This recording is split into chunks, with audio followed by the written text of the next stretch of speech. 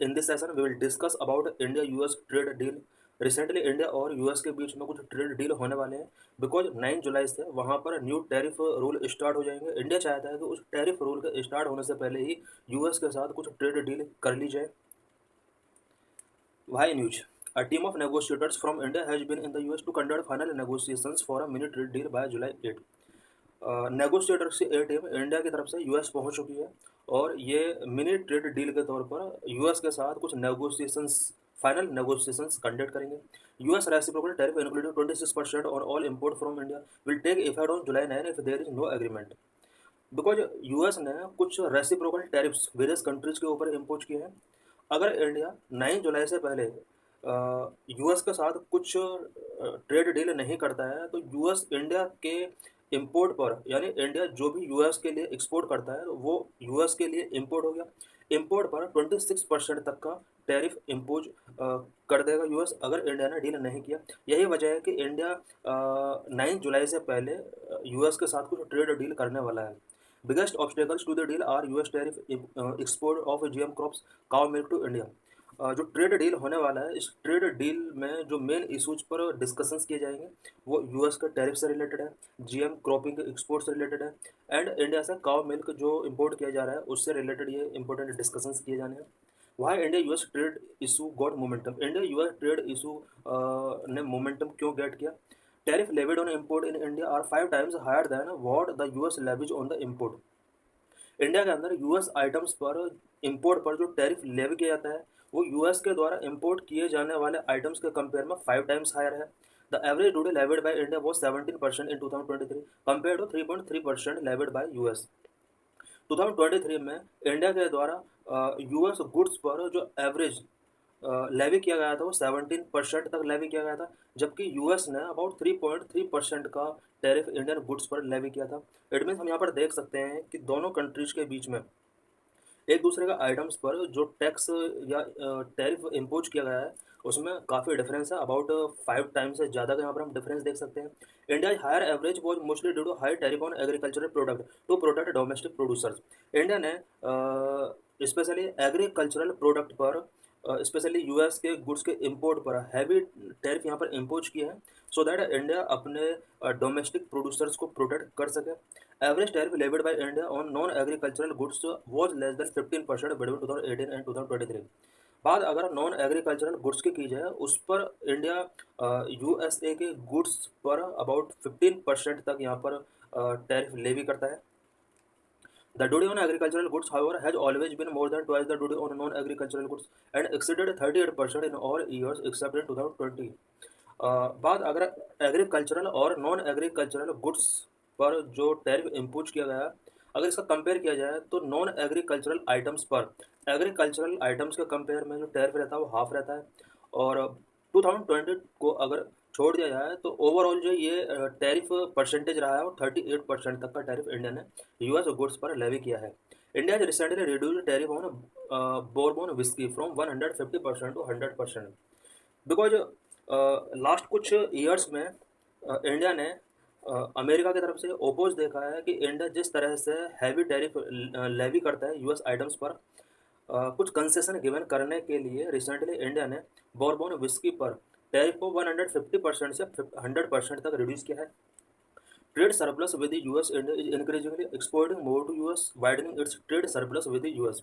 India और US के बीच में ट्रेड सरप्लस जो है वो इम्बैलेंस है बिकॉज इंडिया ज़्यादा एक्सपोर्ट करता है जबकि इंपोर्ट कम करता है। इससे यूएस के अंदर कुछ कंसर्न रेज हो रहे हैं और दोनों कंट्रीज के बीच में कुछ ट्रेड रिलेटेड डिस्प्यूट भी हाईलाइट हो रहे हैं। Goods exported to the US from India have crossed $53 billion in financial year 2025 and exceeded 18% of India's total export from about 15% a decade ago। India के द्वारा यूएस को एक्सपोर्ट किए जाने वाले गुड्स का जो कॉस्ट है वो $53 बिलियन तक पहुंच चुका है, जो कि 1 decade ago की अगर बात की जाए वो 15% उसके कंपेयर में ज़्यादा है। Why tariffs are being impose, कोई भी कंट्री टैरिफ क्यों इम्पोज करता है? Tariffs are being impose to block import from partner countries into the US. US के कॉन्टेक्स्ट में अगर बात की जाए, यूएस के अंदर टैरिफ इसलिए इम्पोज किए गए हैं सो दैट अदर कंट्रीज से होने वाले इम्पोर्ट पर उसको रिड्यूस किया सके। बिकॉज यूएस चाहता है कि यूएस के अंदर जो प्रोड्यूसर्स हैं, डोमेस्टिक प्रोड्यूसर्स हैं, उनको बूस्ट किया जाए, उन्हें मोटिवेट किया जाए अपने ही कंट्री के अंदर प्रोडक्शन करने के लिए, because US wants India to import more from them. US चाहता है कि इंडिया यूएस से ज़्यादा इम्पोर्ट करे। The chart show the average duty, simple average levied on import country wise, कौन सा कंट्री इम्पोर्ट पर कितना ड्यूटी लेवी करता है उससे रिलेटेड ये चार्ट गिवन है। हम देख सकते हैं कि सभी कंट्रीज जैसे जापान है, रसिया है, China, Brazil, south Africa, European union है, सभी कंट्रीज में सभी कंट्रीज से ज़्यादा इंडिया इम्पोर्ट पर ड्यूटी लेवी करता है, जो कि 15% से 20% है। हम यूएस का देख सकते हैं कि यूएस के अंदर इम्पोर्ट पर सबसे कम ड्यूटी लेवी की जाती है, 0 से 5% के बीच में। हम कह सकते हैं कि ओनली 3% के आसपास इम्पोर्ट ड्यूटी लेवी करता है। सेकंड नंबर पर जापान, थर्ड नंबर पर यूरोपियन यूनियन, फोर्थ नंबर पर रसिया, उसके बाद चाइना, साउथ अफ्रीका, ब्राज़ील। एक हिसाब से अगर देखा जाए तो ये यूएस का जो स्टेप है वो काफ़ी बेटर भी है, क्योंकि यूएस एक ऐसा कंट्री पूरे वर्ल्ड में जो सबसे कम इम्पोर्ट ड्यूटी लेवी करता है। The chart show the number of applied tariffs lines, कौन सा कंट्री, स्पेशली दो कंट्रीज की बात की गई है कि कितना टैरिफ लाइन अप्लाइड की गई है इंडिया और यूएस के बीच में। The chart show the average duty levied category wise on import into India. India में एग्रीकल्चरल और नॉन एग्रीकल्चरल गुड्स पर कितना परसेंट टैरिफ लेवी किया जाता है। हम देख सकते हैं कि एग्रीकल्चरल गुड्स पर अबाउट 39% तक टैक्स लेवी किया जाता है, वहीं नॉन एग्रीकल्चरल गुड्स पर अबाउट 13% के आसपास टैक्स लेवी किया जाता है। The chart show the average duty levied product category wise on import into India. India में कुछ स्पेशल आइटम्स के इम्पोर्ट पर कितना परसेंट का ड्यूटी लेवी किया जाता है। हम देख सकते हैं कि बीवरेजेज एंड टोबैको पर अबाउट 74% तक का टैरिफ लेवी किया जाता है। Oil seeds, fats and oil अगर इम्पोर्ट किया जाता है इंडिया में तो 54 to 60% तक टैक्स लेवी किया जाता है। Sugar and confectionery 51%, coffee tea 47%, cereals and preparations 37%, dairy product 35%, उसी तरह से फ्रूट्स, वेजिटेबल एंड प्लांट्स 34%। और हम सबसे नीचे देख सकते हैं कि नॉन इलेक्ट्रिकल मशीनरी 7.9%। और इस तरह से हम देख सकते हैं कि सभी आइटम्स पर यहाँ यहाँ अलग अलग टैरिफ का परसेंटेज यहाँ पर दिया हुआ है। The chart show the share of export to the US in India total export. ये चार्ट इंडिया का ओवरऑल एक्सपोर्ट का यूएस के साथ कितना परसेंट एक्सपोर्ट किया था उससे रिलेटेड ये चार्ट है। हम देख सकते हैं कि 2015-16 में इंडिया ओवरऑल एक्सपोर्ट का 15.37% यूएस के साथ ट्रेड करता है, एक्सपोर्ट करता था। वही 2024-25 में अबाउट 18.6% का एक्सपोर्ट जो रहा है वो यूएस के साथ रहा है। इंडिया यूएस रिलेशंस, इंडिया और यूएस के बीच रिलेशंस का एवोल्यूशन कैसे हुआ during cold war era. Cold war era जो था वर्ल्ड में वो 1945 से 1991 का जो टाइम पीरियड था, ये कोल्ड वॉर एरा के नाम से जाना जाता है। India follow the principle of non alignment while the US had stronger ties with Pakistan. Cold war era की अगर बात की जाए तो इंडिया ने नॉन अलाइनमेंट प्रिंसिपल फॉलो किया, जबकि यूएस जो था वो पाकिस्तान के साथ टाई अप में था। पोस्ट कोल्ड वॉर रिलेशन, बाद अगर कोल्ड वॉर के बाद की जाए तो इंडिया और यूएस के रिलेशन में क्या चेंजेज आए। India and the US began building closer diplomatic ties. Cold war के बाद इंडिया और यूएस के बीच में डिप्लोमेटिक टाइज स्टार्ट हुए। US India civil nuclear agreement 2005 marked a major milestone in strategic partnership between both. Cold war के बाद 2005 में पहली बार इंडिया यूएस के बीच सिविल न्यूक्लियर एग्रीमेंट साइन किया गया, और यहीं से दोनों कंट्रीज का एक स्ट्रेटेजिक पार्टनरशिप स्टार्ट होती है। सम फाउंडेशनल एग्रीमेंट दोनों कंट्रीज के बीच में किए गए, सच एज लेमोआ, कोमकासा, बेका, जीसोमिया, ये कुछ एग्रीमेंट थे जो दोनों कंट्रीज के बीच में किए गए। Significance of India US relation, India और यूएस के बीच रिलेशन का क्या सिग्निफिकेंस है। Economic growth, strong economic ties enhance investment and bilateral trade which lead to job creation and economic development in both nations। India और US के बीच अगर economic ties strong होते हैं तो दोनों कंट्रीज के बीच में investment and bilateral trade enhance हो सकता है, और अगर ऐसा होगा तो दोनों ही कंट्रीज के बीच में जॉब क्रिएशन होगा। जॉब क्रिएशन होगा तो इकोनॉमिक डेवलपमेंट भी इंश्योर किया जा सकता है। US is India largest trading partner, India का लार्जेस्ट ट्रेडिंग पार्टनर यूएस ही है। नंबर 2 डिफेंस कोलैबोरेशन, अभी हमने ऊपर देखा इकोनॉमिक ग्रोथ के बारे में। सेकंड, अब हम डिफेंस कोलैबोरेशन के बारे में पढ़ेंगे दोनों कंट्रीज के बीच में। Some strategic defence agreement like LEMOA and COMCASA facilitate interoperability and deeper military cooperation. India और यूएस के बीच में कुछ स्ट्रेटेजिक डिफेंस एग्रीमेंट भी साइन किए गए हैं, such as LEMOA and COMCASA. ये ऐसे एग्रीमेंट हैं जो दोनों कंट्रीज के बीच में interoperability and deeper military cooperation को इंश्योर करते हैं। For example joint military exercise such as Yudh Abhyas, दोनों कंट्रीज के बीच में कुछ जॉइंट मिलिट्री एक्सरसाइज भी होते रहे। फॉर एग्जाम्पल युद्ध अभ्यास। Number 3, technological partnership, collaboration in critical technologies with enhance innovation competitiveness. For example India US initiative on critical and emerging technology. India और यूएस के बीच में क्रिटिकल टेक्नोलॉजीज के सेक्टर में कुछ कोलैबोरेशन किए गए हैं जो कि दोनों कंट्रीज के बीच में इनोवेशन कॉम्पिटिटिवनेस को एनहांस कर सकता है। For example India US initiative on critical and emerging technology. Critical and emerging technology पर इंडिया और यूएस के बीच में कुछ इनिशिएटिव्स टेकन किए गए हैं which is known as iCET. ICET means initiative on critical and emerging technology. Number 4, cultural exchange. A vibrant diaspora and educational exchange enrich cultural ties and enhance mutual understanding between the two societies of countries. US और India की जो societies हैं, इन societies के बीच में ties अगर इसी तरह से बढ़ता है, बिकॉज जो इंडिया के बहुत सारे स्टूडेंट यूएस के अंदर स्टडी कर रहे हैं, एजुकेशनल एक्सचेंज हो रहे हैं, इससे कल्चर का भी एक्सचेंज हो रहा है, तो इसके थ्रू म्यूचुअल अंडरस्टैंडिंग को इंक्रीज किया जा सकता है। For example over 2 lakh Indian student study in US. US के अंदर अबाउट 2 लाख स्टूडेंट स्टडी कर रहे हैं। Number 5, climate cooperation. Joint efforts in addressing climate change will strengthen global environmental governance and sustainable development initiatives.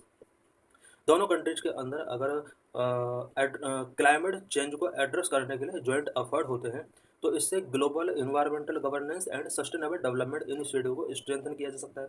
For example India US clean energy partnership, दोनों countries के बीच में clean energy से related कुछ partnership किए गए हैं।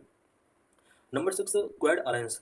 The Quadrilateral Security Dialogue (Quad) enhance regional security cooperation, promoting democratic values and addressing challenges in Indo-Pacific.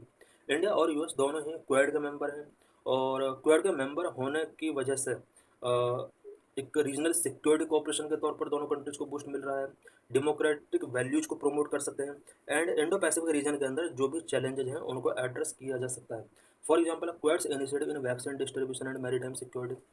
Covid के ड्यूरिंग वैक्सीन डिस्ट्रीब्यूशन में क्वाड का एक इम्पोर्टेंट रोल रहा है, एंड मैरीटाइम सिक्योरिटी के लिए क्वाड बहुत ही इम्पोर्टेंट है।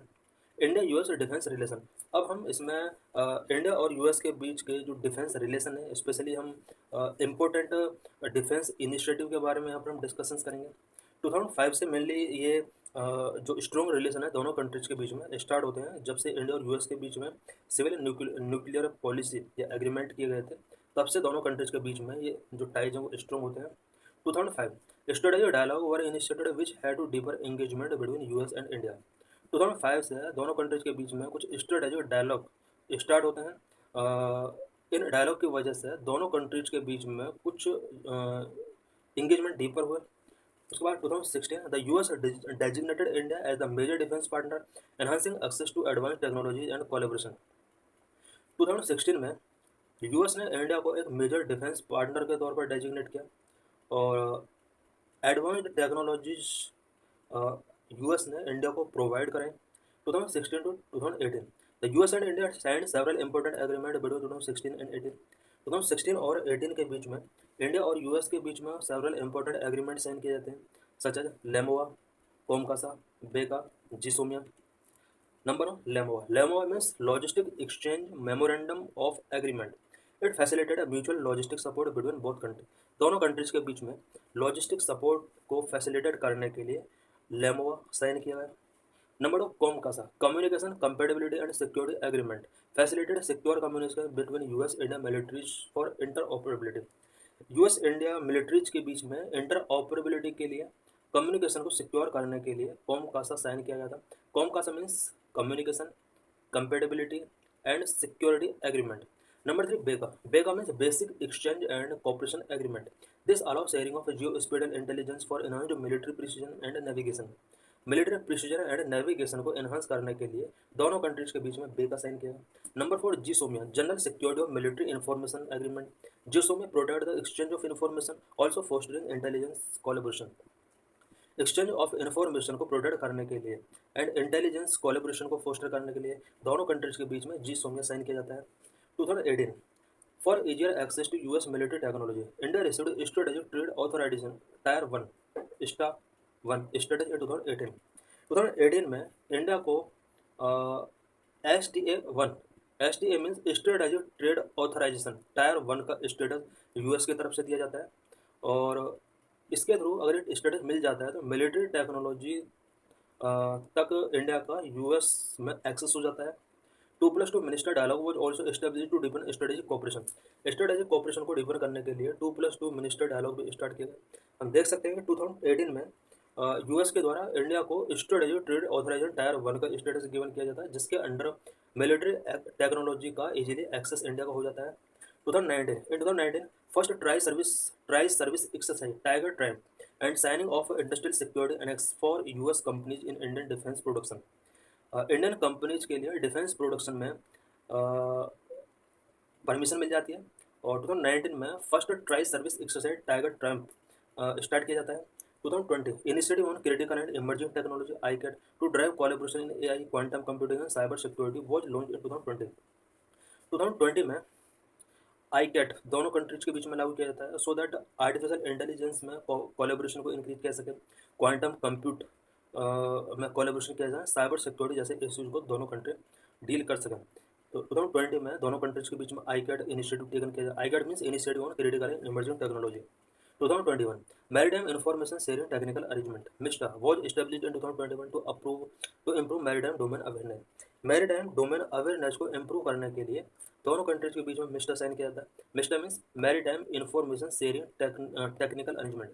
2021-22 progress in major equipment deal including F414 fighter jet engine and MQ-9B Sky Guardian drone।